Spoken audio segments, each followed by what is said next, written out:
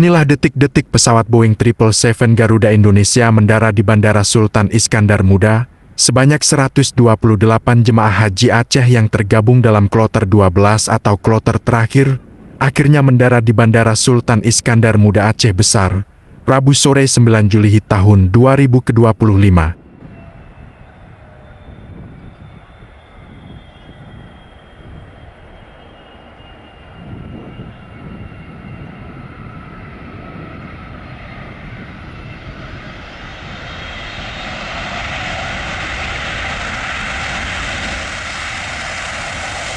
Pesawat Garuda Indonesia landing di Bandara Sultan Iskandar Muda pada jam 17:43 WIB.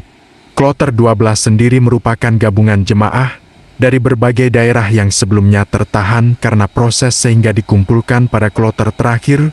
Menurut Kepala BPIH Aceh, Kloter 12 asal Aceh berangkat ke Tanah Suci dengan 127 jemaah serta bergabung dengan jamaah asal Sumatera Utara.